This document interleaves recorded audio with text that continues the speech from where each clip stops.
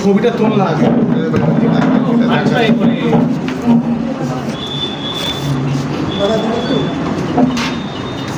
হ্যাঁ, সব দিকে দেখো।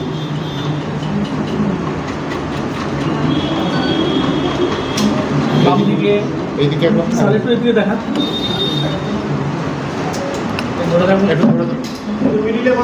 ভাই, মোবাইলটা ঢোকাচ্ছে না কত কাজে মোবাইলটা নিয়েছিস?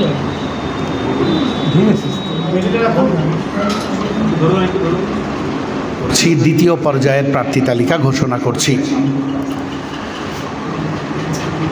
22 যাদবপুর লোকসভা কেন্দ্র, অ্যাডভোকেট নূর আলম খান, বিশিষ্ট আইনজীবী অ্যাডভোকেট নূর আলম খান যাদবপুর লোকসভা কেন্দ্র থেকে প্রতিদ্বন্দ্বিতা করবেন আইএসএফ প্রার্থী হিসাবে।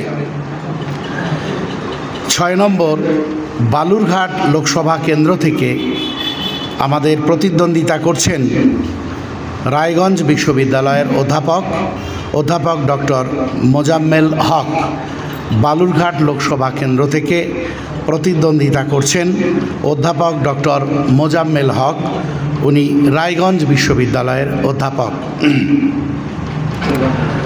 উলুবেড়িয়া লোকসভা কেন্দ্র থেকে হাওড়া জেলার 26 উলুবেড়িয়া লোকসভা কেন্দ্র থেকে প্রতিদ্বন্দ্বিতা করবেন অধ্যাপক মফিকুল ইসলাম।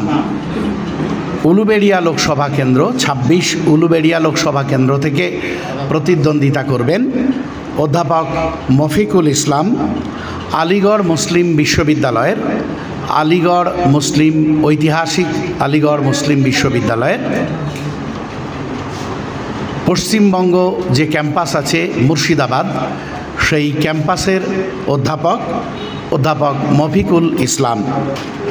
15 নম্বর ব্যারাকপুর লোকসভা কেন্দ্র, 15 নম্বর ব্যারাকপুর লোকসভা কেন্দ্র থেকে প্রতিদ্বন্দ্বিতা করবেন অ্যাডভোকেট জামির হোসেন, বিশিষ্ট আইনজীবী অ্যাডভোকেট জামির হোসেন। 21 নম্বর ডায়মন্ড হারবার লোকসভা কেন্দ্র, 21 নম্বর ডায়মন্ড হারবার লোকসভা কেন্দ্র থেকে প্রতিদ্বন্দ্বিতা করবেন মজনু লস্কর, ভারত সরকারের যুব দপ্তর কর্তৃক আউটস্ট্যান্ডিং ইউথ অ্যাওয়ার্ড প্রাপ্ত, উনিও কিন্তু অ্যাডভোকেট মজনু লস্কর ডায়মন্ড হারবার লোকসভা কেন্দ্র থেকে প্রতিদ্বন্দ্বিতা করবেন। উপনির্বাচন, নামটা নজরুল তো? মজনু লস্কর ম বর্গজ নয় রস্যকার, ইংরেজিতে লিখলে MAJNU, মজনু লস্কর। কপি আপনাদের দিয়ে দেওয়া হবে। বসিরহাট লোকসভা কেন্দ্র 18 নম্বর বসিরহাট লোকসভা কেন্দ্র, আপনাদের আগেই বলেছি যে ব্যক্তিগত পারিবারিক কিছু কারণ থাকার জন্য আমাদের আগে যে প্রার্থীর নাম আমরা ঘোষণা করেছিলাম তিনি প্রতিদ্বন্দ্বিতা থেকে সরতে ইচ্ছা প্রকাশ করেছিলেন, সুতরাং সেখানে আমরা নতুন প্রার্থীর নাম ঘোষণা করছি। বিশিষ্ট ইঞ্জিনিয়ার আক্তার আলী বিশ্বাস বসিরহাট লোকসভা কেন্দ্র থেকে প্রতিদ্বন্দ্বিতা করবেন। আমাদের যে নির্ধারিত 5টা লোকসভা কেন্দ্রের প্রার্থীর নাম ঘোষণা করা ছিল আমরা সেগুলো বললাম, এবং একটা পরিবর্তন হওয়ার কথা ছিল সেটাও বলেছি। এবার উপনির্বাচন, আমরা 62 নম্বর ভগবানগোলা বিধানসভা কেন্দ্রে প্রার্থীর নাম ঘোষণা করছি। শিক্ষাবিদ এবং শিক্ষক মোহাম্মদ মুর্শিদুল আলম 62 নম্বর ভগবানগোলা বিধানসভা কেন্দ্র থেকে প্রতিদ্বন্দ্বিতা করবেন। মোহাম্মদ মুর্শিদুল আলম ভগবানগোলা উপনির্বাচনে প্রতিদ্বন্দ্বিতা করবেন আইএসএফ প্রার্থী হিসাবে। ওটা দেখিয়ে দাও, ছবিটা তুলে নিই।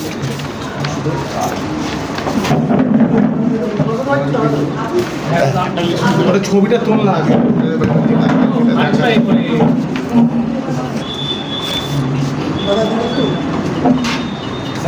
হ্যাঁ, সব দিকে দেখো।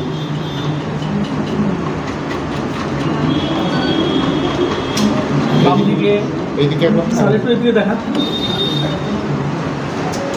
ধরে থাকুন। ভাই মোবাইলটা ঢোকাচ্ছে না কত কাজের মোবাইলটা নিয়ে এসেছিস ভাই? ভেঙেছিস ধরুন একটু ধরুন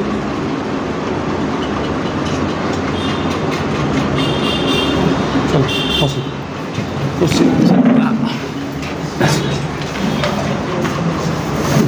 কারো কোশ্চেন জিজ্ঞাসা হ্যাঁ, এবার আপনাদের যদি কোনো জিজ্ঞাসা কিছু থাকে অবশ্যই আপনারা প্রশ্ন করতে পারেন, আমরা নিশ্চয়ই সেগুলোর উত্তর দেব। ডায়মন্ড হারবার থেকে নওশাদ সিদ্দিকী নিজের নাম যেটা বলেছিল সেখান থেকে প্রত্যাহার হলো কেন? কি কারণ? দেখুন, একদম শুরুতেই যেটা বলতে চাই যে বারবার নওশাদ সিদ্দিকী সাহেব বলেছিলেন যে পার্টি যদি অনুমোদন দেয় তাহলে আমি ডায়মন্ড হারবার থেকে প্রতিদ্বন্দ্বিতা করব। উনি কিন্তু ইতিমধ্যে বারবার জানিয়েছিলেন, কারণ আমাদের পার্টিতে একটা গণতন্ত্রের প্র্যাকটিস রয়েছে, পার্টি রাজ্য কমিটি রয়েছে, পার্টির কেন্দ্রীয় কমিটি রয়েছে, সেই কমিটির অনুমোদনের বিষয়টা থাকে। সেই অনুমোদনের বিষয়টাকে প্রাধান্য উনি বরাবর শুরু থেকেই দিয়ে এসেছেন, এটা কিন্তু অস্বীকার করার কোনো জায়গা নেই। আমরা পার্টির কেন্দ্রীয় নেতৃত্ব বা রাজ্য নেতৃত্ব আমরা নওশাদ সাহেবকে প্রতিদ্বন্দ্বিতা থেকে বিরত রেখেছি। কতকগুলো কারণ রয়েছে, সেই কারণগুলো আপনাদের বুঝতে হবে, আপনাদের সেগুলো আমরা বলতে চাই।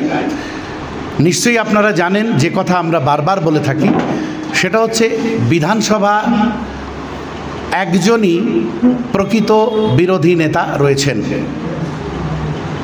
294 জন বিধায়কের মধ্যে একজনই প্রকৃত বিরোধী রয়েছে। তাকে যদি নির্বাচিত হওয়ার পর বিধানসভা ছেড়ে তাকে আমরা যদি লোকসভায় পাঠাই, তাহলে বিধানসভায় যে বিরোধী মুখ, একটা বিরোধী মুখ গোটা রাজ্যের মানুষের কার্যত প্রতিনিধিত্ব করছেন, সেই জায়গাটা কিন্তু বন্ধ হয়ে যাবে। বিধানসভায় বিরোধী কণ্ঠস্বরকে যাতে রাখা যায় সেই কথাটা আমাদের বিবেচনা করতে হয়েছে। কারণ এটা আমরা সবাই জানি যে বিজেপি আর তৃণমূলের মধ্যে যে বোঝাপড়া থেকে একসময় বিজেমূল কথাটা কোনো রাজনীতিক বলেছিলেন, সেই বোঝাপড়াটা রয়েছে। তার ফলে সেখানে বিরোধী কণ্ঠস্বর নেই।